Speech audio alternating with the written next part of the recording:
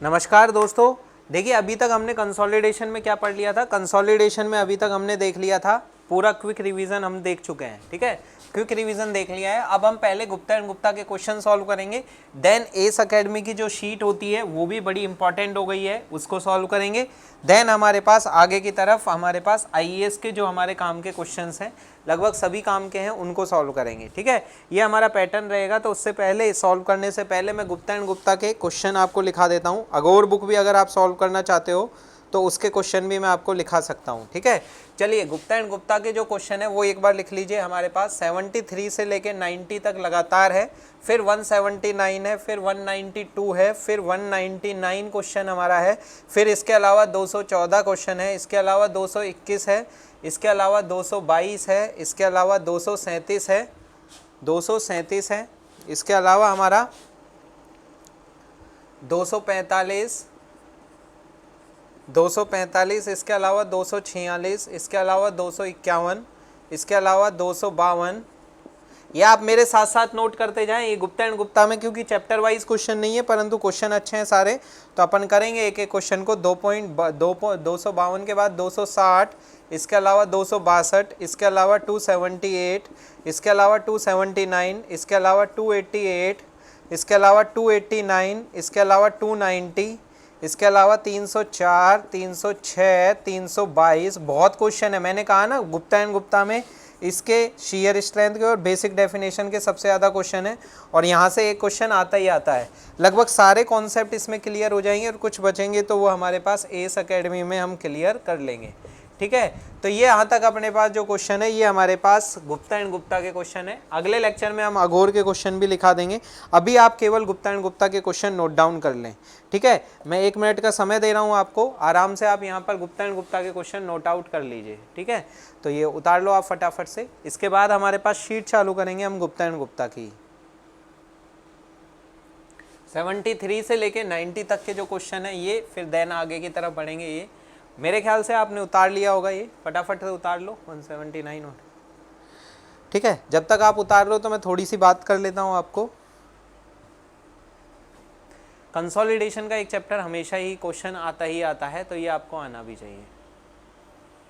Civil war app में हम आपके लिए सॉइल का भी है, इसके अलावा आप जो हमने लेक्चर डाला है कौन सा, ऑटोकैड और हमारा क्या कहते हैं estimation and costing, Hemant sir जो पढ़ा रहे हैं बहुत अच्छा पढ़ा रहे हैं, प्रैक्टिस और करा रहे हैं।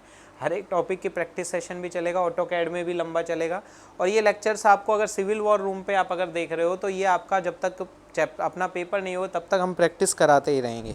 ठीक है, प्रैक्टिस कराते ही रहेंगे, निश्चिंत रहिए आप। एक एक क्वेश्चन की प्रैक्टिस होती रहेगी यहाँ पर। बस आप यहाँ पर ज़्यादा से ज़्यादा अपने दोस्तों को भी जोड़ लीजिए। चलिए मैं मान के चलता हूँ कि आपने ये उतार लिया होगा। ठीक है, चलिए आगे चलते हैं। क्वेश्चन नंबर 73, एक एक क्वेश्चन को समझते जाते हैं। अब हमने कंप्लीट कर लिया है रिवीजन।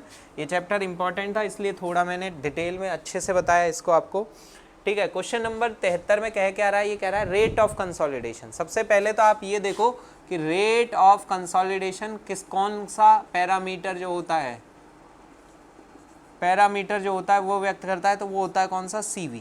ठीक है, CV का मान होता क्या है, CV से रिलेटेड इसका मान होता है K/MV गामा W।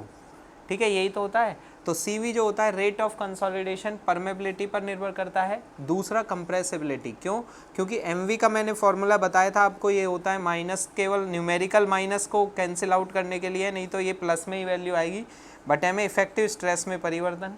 ठीक है, तो कंप्रेसिबिलिटी क्या होती है, एक तरीके का कंप्रेसिबिलिटी बीटा को ही तो व्यक्त कर रहा है, क्योंकि बल्क मॉडुलस होता क्या है, इफेक्टिव स्ट्रेस या प्रेशर में परिवर्तन, बट M आयतन विकृति यानी वॉल्यूमेट्रिक स्ट्रेन, उसका उल्टा ही तो है। तो ये कंप्रेसिबिलिटी को व्यक्त कर रहा है। तो MV जो बेसिकली है वो कंप्रेसिबिलिटी ऑफ सॉइल से व्यक्त हो रही है, और K जो होती है वो हमारे पास परमेबिलिटी है, परमेबिलिटी है। ठीक है, तो जो रेट ऑफ कंसोलिडेशन है दोनों पर निर्भर कर रहा है। किस किस पर निर्भर करता है, परमेबिलिटी पर, कंप्रेसिबिलिटी। अब ये कह रहा है increase with decrease in a temperature. अब यहाँ पर देखिए टेम्परेचर का बड़ा इंटरेस्टिंग सा रोल है। क्या रोल है ये देखिए, K का जो परमेबिलिटी जो हमने पीछे चैप्टर पढ़ा है, परमेबिलिटी में हमने कहा था ये होता है CD10 का स्क्वायर EQ बटे में 1 प्लस में E गामा W अपॉन में म्यू। ठीक है, तो जैसे जैसे तापमान बढ़ाया जाता है तो विस्कोसिटी क्या होती है, घटती है। विस्कोसिटी घटती है तो के क्या होगा, बढ़ेगा। ठीक है, के बढ़ेगा, अगर के बढ़ेगा तो सीवी भी क्या होगा, बढ़ेगा। के बढ़ेगा तो सीवी भी क्या होगा आपका, बढ़ेगा। ये बात आपको समझ में आ रहा है। तो अगर तापमान बढ़ता है, ये कह रहा है increase with decrease in temperature, उल्टा बोल दो, तापमान घटेगा तो क्या होगा, म्यू बढ़ेगी, म्यू बढ़ेगी तो के घटेगा, और के घटेगा तो सीवी घटेगा। ठीक है, तो तापमान घटाने पर सीवी का मान भी घटता है, जबकि ये बोल रहा है बढ़ेगा। गलत बोल रहा है, उल्टा बोल दिया। अगला देखो, increase with increase in temperature, सही है, तापमान बढ़ाने पर सीवी का मान भी बढ़ेगा, बिल्कुल सही है जी ये। ठीक है, अनअफेक्टेड बाई परमेबिलिटी, गलत है, परमेबिलिटी पर निर्भर कर रहा है। इंडिपेंडेंट ऑफ टेम्परेचर, गलत, टेम्परेचर पर परमेबिलिटी डिपेंड करती है और परमेबिलिटी पर सीवी डिपेंड करता है। तो यहाँ पर सबसे सही आंसर कौन सा होगा, बी आंसर आपका सबसे सही होगा, क्योंकि ये हमारे पास टेम्परेचर पर निर्भर करेगा। इसके अलावा स्ट्रेसेस पर तो निर्भर कर रही है, और मिट्टी के टाइप पर भी निर्भर कर रहा है, कंप्रेसिबिलिटी ऑफ सॉइल पर भी निर्भर कर रहा है। तो इधर आंसर हम कौन सा लगाएंगे, बी आंसर लगाएंगे। अगला है क्वेश्चन नंबर 74। देखिए इसके ऑप्शन नीचे है, परंतु ये बार बार आने वाला क्वेश्चन है, रटा रटाया क्वेश्चन है, ये मिटा दूं। ठीक है, क्वेश्चन नंबर अगला है 74। 74 नंबर क्वेश्चन में कह रहा है यूनिट। मैंने आपको यूनिट निकाल के भी बताई थी कि इसकी यूनिट क्या होती है, मीटर स्क्वायर पर सेकंड होती है, आपने अगर देखा हो, या सेंटीमीटर स्क्वायर पर सेकंड होती है। ठीक है, ये बताई थी आपको, निकालना चाहो तो निकाल सकते हो। परमेबिलिटी की यूनिट होती है वो मीटर पर सेकेंड होती है। एमवी की यूनिट जो होगी, ऊपर वॉल्यूमेट्रिक स्ट्रेन की कोई यूनिट होती नहीं है, नीचे किलो न्यूटन, और ऊपर क्या आ जाएगा, मीटर स्क्वायर। क्योंकि देखिए एमवी जो होता है वो बेसिकली होता क्या है, यहाँ मिटा रहा हूँ। एमवी जो होता है वो बेसिकली हमारे पास होता है delta we by we percentage change volumetric strain बटे में चेंज इन इफेक्टिव स्ट्रेस। तो ऊपर की तो कोई यूनिट होगी नहीं, क्योंकि आयतन में आयतन का भाग जा रहा है। नीचे की यूनिट किलो न्यूटन, और मीटर स्क्वायर ऊपर जाएगा तो मीटर स्क्वायर, तो वही लिखा है मीटर स्क्वायर बटे में किलो न्यूटन। और गामा डब्ल्यू की यूनिट होती है किलो न्यूटन पर मीटर क्यूब। किलो न्यूटन से किलो न्यूटन कट गया, मीटर से मीटर कट गया, तो ऊपर जाएगा तो ये मीटर स्क्वायर पर सेकंड आ जाता है। ठीक है, तो ये इंपॉर्टेंट क्वेश्चन है, सीजीएस में बोलेंगे तो ये क्या हो जाएगा हमारे पास, 70 मीटर पर सेकंड। ठीक है, तो आंसर कौन सा होगा यहाँ पर, सेंटीमीटर पर सेकंड। मैं थोड़ा सा जूम कर देता हूँ इसको, क्वेश्चंस को, जिससे कि आपको ये दिख जाए, दिख रहा होगा। ठीक है, सेंटीमीटर पर सेकंड, तो आंसर यहाँ पर कौन सा होगा, बी होगा। ठीक है, और तो कोई दिक्कत ही नहीं है इसमें, है ना। चलिए क्वेश्चन नंबर अगले पे आ जाते हैं। क्वेश्चन नंबर हमारे पास है 75, 75 नंबर क्वेश्चन देखो, क्वेश्चन नंबर 75। क्वेश्चन नंबर 75 पे कह रहा है तरजांगी बेसिक डिफरेंशियल इक्वेशन। देखिए तरजांगी वन डायमेंशन थ्योरी जो है, वन डायमेंशन थ्योरी में उन्होंने क्या बताया था, पोर वाटर में समय के साथ परिवर्तन जो होता है वो डायरेक्टली प्रोपोर्शनल होता है किसके, पोर वाटर में डेप्थ के साथ परिवर्तन के डबल डेरिवेटिव के।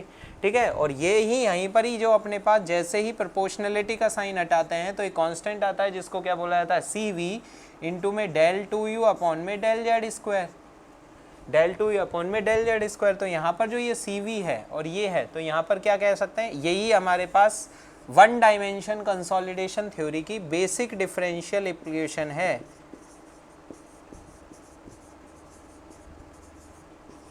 यही हमारे पास वन डायमेंशन थ्योरी की बेसिक डिफरेंशियल इक्वेशन है। ठीक है, अब यहाँ पर आपको करना क्या है, ये देखो बेसिक डिफरेंशियल इक्वेशन है, तो आप बताओ क्या होगा, डेल यू अपॉन में, डेल यू का मतलब पोर वाटर में परिवर्तन है, डेल यू अपॉन में दोनों में इधर double derivative, del u upon z गलत लिख दिया तो क्या होगा, डी आंसर होगा। यहाँ पर डी आंसर होगा जो हमारे इससे मैच हो रहा है, डेल यू पोर वाटर में समय के साथ परिवर्तन डायरेक्टली प्रोपोर्शनल होता है पोर वाटर में डेप्थ के साथ परिवर्तन। और पोर वाटर में डेप्थ के साथ परिवर्तन किससे निर्भर वो दिखाया जाता है, आइसोक्रोन। आइसोक्रोन बताया था, अगर डबल ड्रेनेज है ऊपर और नीचे से है तो भैया ये इस तरीके से आएगा, और अगर ये सिंगल ड्रेनेज है तो एक तरफ आएगा। ठीक है, तो पोर वाटर में डेप्थ के साथ परिवर्तन को आइसोक्रोन से दिखाया जाता है, आइसोक्रोन से दर्शाया जाता है। ठीक है, तो इतना आप कर सकते हो। ठीक है, आगे चले क्वेश्चन नंबर 75 के बाद क्वेश्चन नंबर 76। क्वेश्चन नंबर 76 क्या बोल रहा है, ये देखो,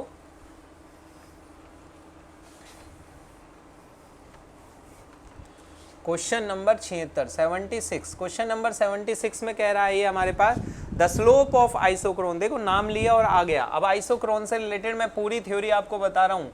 ठीक है, आइसोक्रोन से रिलेटेड पूरी थ्योरी बता रहा हूँ, 4 क्वेश्चन बनते हैं आइसोक्रोन से। आइसोक्रोन करता क्या है, पहली बात ये बताता है पोर वाटर में परिवर्तन किसके रेस्पेक्ट में, with respect to depth, with respect to depth of soil, जो depth of thickness of soil है उसके रेस्पेक्ट में ये बात करता है। ठीक है, पहली बात तो ये हो गई। दूसरी, आइसोक्रोन के बारे में एक बात और आपको पता होनी चाहिए, क्या कि आइसोक्रोन जो होगा सिंगल ड्रेनेज में, सॉरी यहाँ पर एक बार डबल ड्रेनेज की बात करूँ जो कि आपको पता है, ऊपर और नीचे दोनों तरफ फिल्टर लगे हुए हैं, दोनों तरफ फिल्टर लगे हुए हैं, तो इसको हम कहते हैं डबल ड्रेनेज। तो भैया जहाँ से ड्रेनेज होगा वहाँ तो पोर वाटर डेवलप ही क्यों होगा, वो तो हट आएगा, निकल जाएगा बाहर। ठीक है, तो सबसे ज़्यादा कहाँ डेवलप होगा, सेंटर पर, यू यहाँ पर मैक्सिमम होगा। ठीक है, सिंगल ड्रेनेज की अगर बात करूँगा तो सिंगल ड्रेनेज में हमारे पास मान लीजिए ऊपर से बंद है, ऊपर से फिल्टर लगा हुआ है, नीचे से बंद है। ठीक है, ये बंद है इस तरीके से, तो जिधर तो पर पानी निकल जाएगा उधर तो डेवलप होगा ही नहीं, तो ये पोर वाटर सबसे ज़्यादा कहाँ होगा, बॉटम पर होगा। उल्टा हो जाए सिंगल ड्रेनेज में, उल्टा कर दूं मैं, उल्टा का मतलब नीचे से, ऊपर से तो बंद कर दूं और नीचे से फिल्टर लगा हुआ है, अगर नीचे से फिल्टर लगा हुआ है तो जिधर फिल्टर लगा हुआ है उधर तो पोर वाटर डेवलप होगा ही नहीं क्योंकि निकल जाएगा, तो मैक्सिमम किधर आ जाएगा, टॉप पर आ जाएगा। ठीक है, और एक और कंडीशन होती है जिसको बोलते हैं अनड्रेन्ड सॉइल। अनड्रेन्ड सॉइल, अनड्रेन्ड सॉइल मतलब ऐसी मिट्टी जिसमें कहीं से भी पानी नहीं निकल रहा, सब तरफ से अनड्रेन टेस्ट है, अनड्रेन सॉइल है, ऊपर और नीचे सब जगह से पानी बंद है। ठीक है, तो इस केस में होगा क्या, पानी जब निकलेगा ही नहीं तो ऊपर से जैसे ही लोडिंग आएगी तो पानी निकलने की कोशिश कर रहा है, यहाँ पर निकल रहा है तो उधर लोड नहीं ले रहा, सारे डंडे किस पर बज रहे हैं, प्रेशर किस पे आ रहा है, सबसे ज़्यादा इस पे आ रहा है। परंतु अगर कहीं भी नहीं निकल रहा है तो सारा का सारा इक्वल डिस्ट्रीब्यूट हो जाएगा पूरा लोड, और पोर वाटर डिस्ट्रीब्यूशन रेक्टेंगुलर हो जाएगा, एक समान हो जाएगा, यूनिफॉर्म हो जाएगा। ठीक है, यूनिफॉर्म हो जाएगा, ये चीज़ आपको आनी चाहिए। अब यहाँ पर देखिए पहले तो स्लोप की बात कर लेते हैं। स्लोप क्या होता है, किसी भी कर्व का dy बाई डी एक्स, किसी भी कर्व का स्लोप होता है tan थीटा या dy by D x. y का मतलब क्या होता है, जो कि जिसका मान है, और x में क्या लेते हैं, जो कि इंडिपेंडेंट पैरामीटर, तो डेप्थ इंडिपेंडेंट पैरामीटर है और y पर पोर वाटर है, तो du बाई डी जेड आएगा, du बाई डी जेड आएगा, यानी कि जो स्लोप है, क्वेश्चन में देखो आसान है, क्वेश्चन तो आसान है, isochrone the slope of isochrone at any point of a given time indicate the rate of change of effective stress, नहीं क्या, pore water with respect to depth, तो आंसर तो सी लगा दिया। परंतु यहाँ पर स्लोप में अगर वैसे पूछता तो किसका ratio, change in pore water pressure versus depth, ना कि डी जेड। अगर ये ऐसे लिखा होता डी जेड बटे में डी यू तो ये गलत हो जाएगा। ठीक है, तो इतना आप याद रख सकते हैं, नहीं तो आंसर में कोई दिक्कत ही नहीं है, आप आराम से इसको कैलकुलेट कर सकते हैं। ठीक है, तो ये है हमारा 76 नंबर क्वेश्चन। ठीक है, आगे चलें, क्वेश्चन नंबर अगला है हमारा 77। क्वेश्चन नंबर अगला है 77 क्वेश्चन, देखिए क्या है यहाँ पर।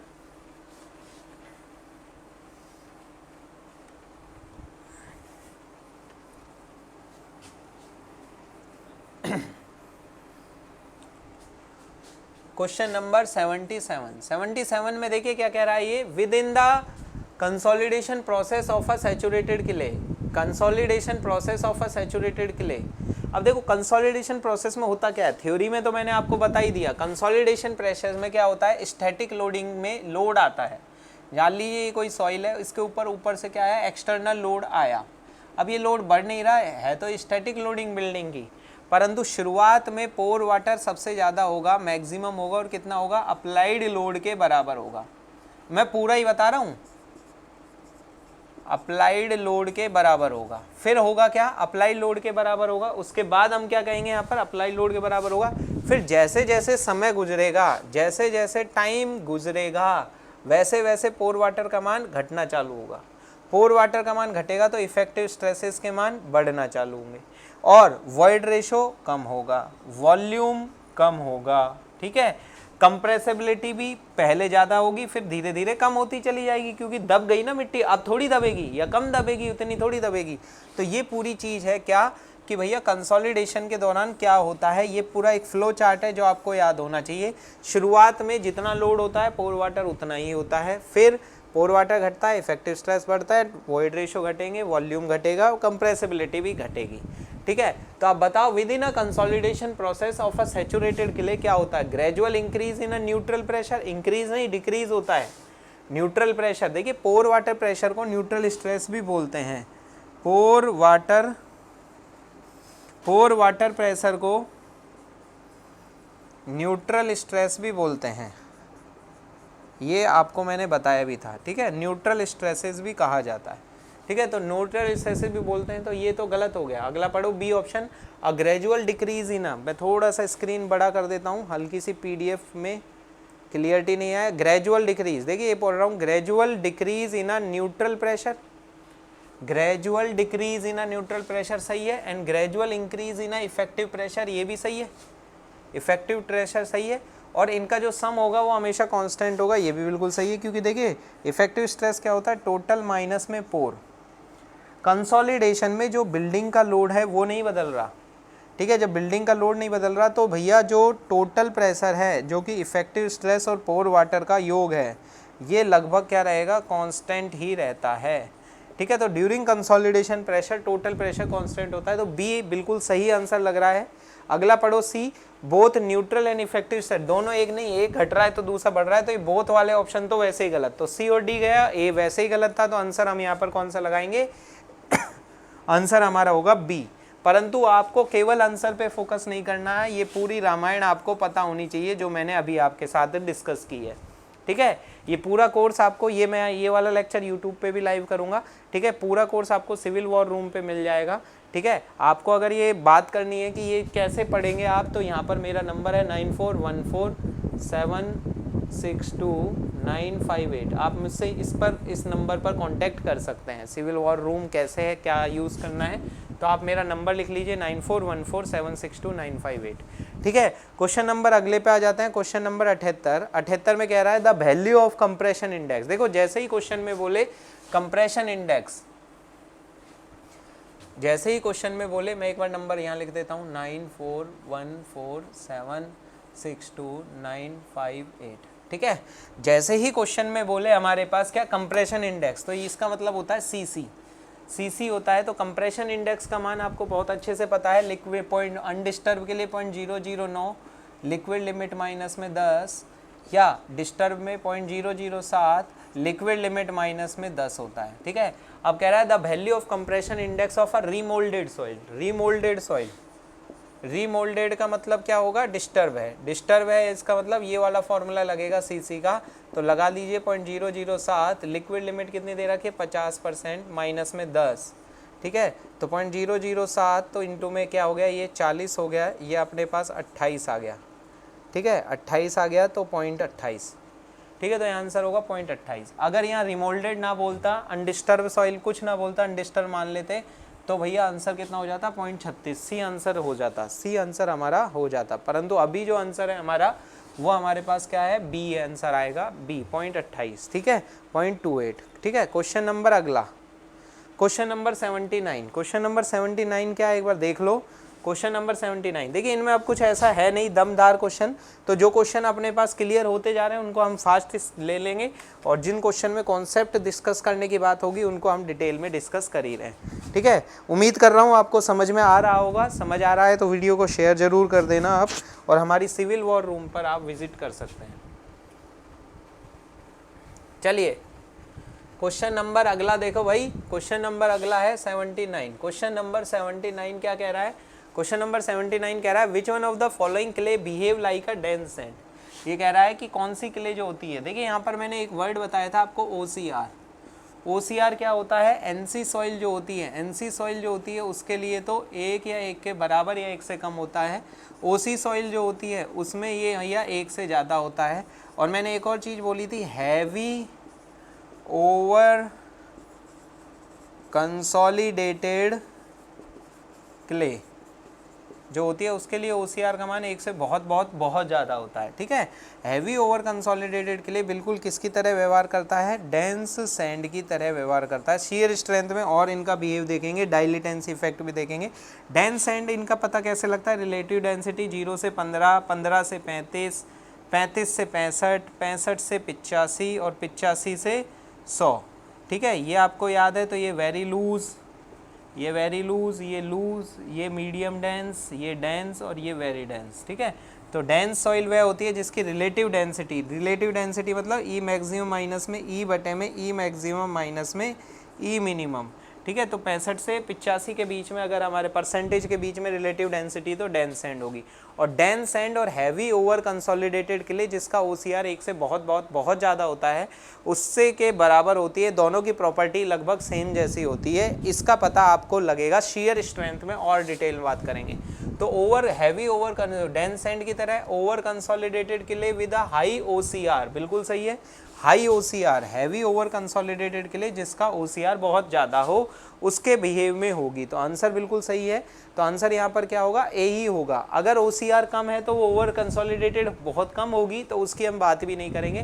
तो यहाँ पर आंसर आपको आराम से लिख रहा है, ए ऑप्शन आपका सही होगा। क्यों होगा सही, क्योंकि हाई OCR भी होना चाहिए। OCR बोले तो ओवर कंसोलिडेशन रेशो, जो कि यहाँ लिखा हुआ है ओवर कंसोलिडेशन रेशो। तो आंसर हमारा ए होगा, कोई दिक्कत ही नहीं है, आराम से आप कर सकते हो।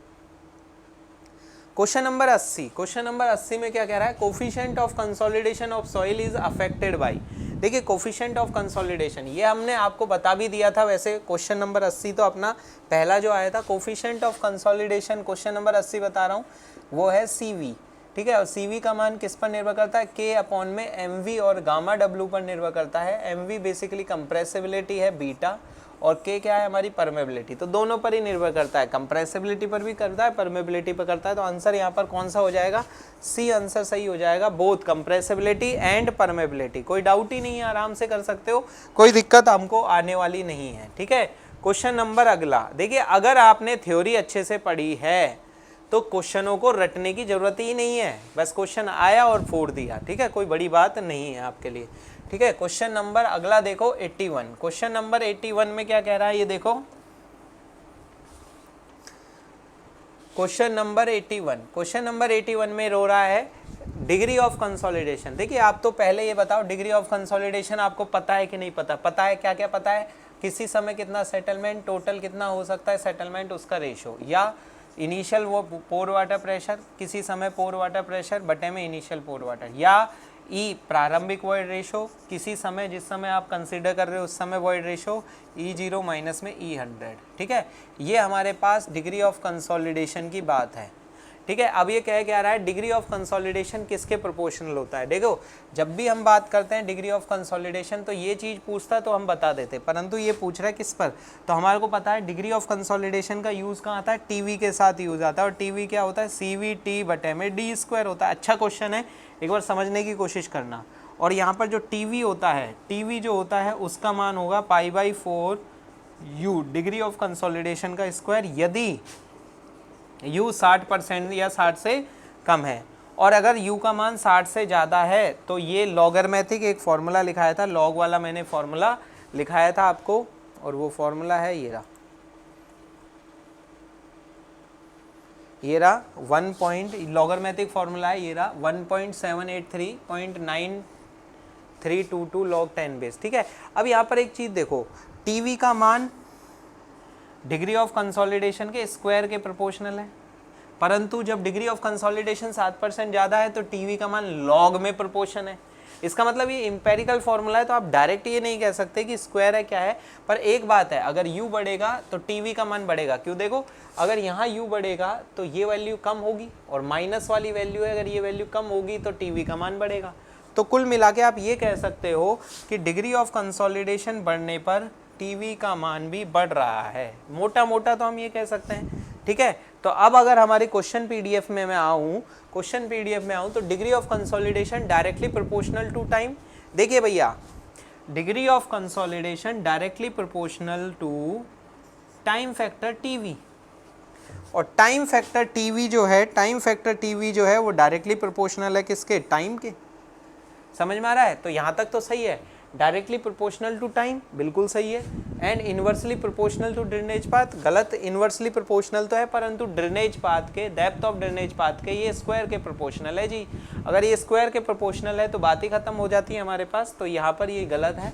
डायरेक्टली प्रोपोर्शनल टू टाइम, ये सही है। Inversely proportional to square root of drainage path, बिल्कुल सही है, square root of drainage path. तो यहाँ आंसर क्या होगा, बी आंसर होगा हमारे पास, ठीक है। तो बी आंसर होगा, सी तो गलत है, directly proportional to drainage path नहीं, इनवर्सली होगा परंतु स्क्वायर होगा। तो यहाँ पर आंसर जो होगा, सबसे सही आंसर हमारा कौन सा है, बी है, ठीक है। तो ये टाइम फैक्टर के बारे में हमारे को थोड़ा बहुत आना चाहिए, टाइम फैक्टर्स के, क्योंकि देखिए जब भी बात होती है किसकी, डिग्री ऑफ कंसोलिडेशन की, तो टाइम फैक्टर का रोल आ ही जाता है। और अगर टाइम फैक्टर को आप ले रहे हो पिक्चर में, तो इसका मतलब time in consolidation depth of drainage path. और ये फॉर्मूला मैंने कहा था ना, इसकी ट्रिक बताऊंगा, ट्रिक कुछ नहीं, इतनी बार आएगा क्वेश्चनों में, इतनी